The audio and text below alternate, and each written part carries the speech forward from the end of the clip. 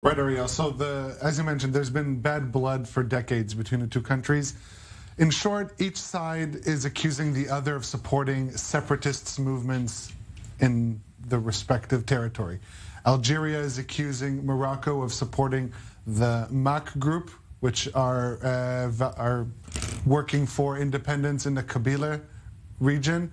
And Algeria has also accused this group for being responsible for deadly wildfires that went through the country past week. On the Moroccan side, they're accusing Algeria, as you mentioned, the Western Sahara.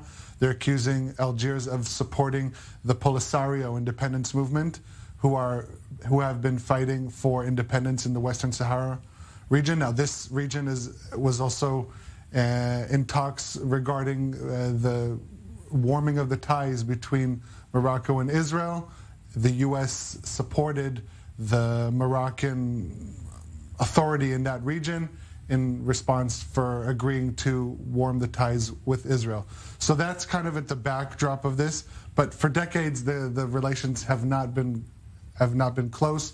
The border has been closed between the two North African countries since '94. Morocco has asked for it to be reopened. Algeria is saying that because of security reasons it's been closed.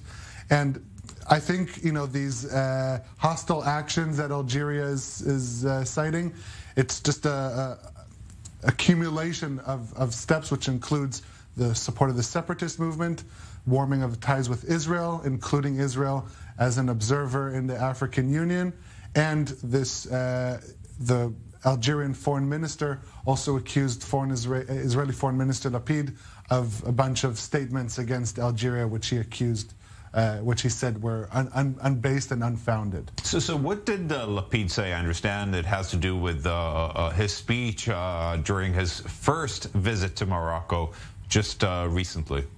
Right, so in his recent visit to Morocco, as you mentioned, Foreign Minister Lapid expressed worries about Algeria's role in the region, in his words. He said that he fears that Algeria is getting close to Iran. He kind of positioned Algeria in an axis with Iran, kind of against the Western interests.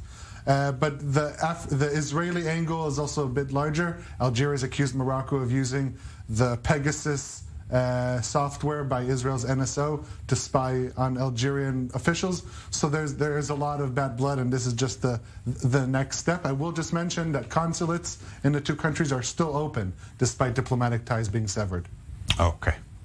Thank you very much, Ariel. We'll see how that story unfolds. Definitely also a hurdle for diplomatic efforts, as both countries are considered to be Western allies in the fight against terrorism. Of course, there is a local conflict there, but we'll see how that unfolds. Thank you very much for that.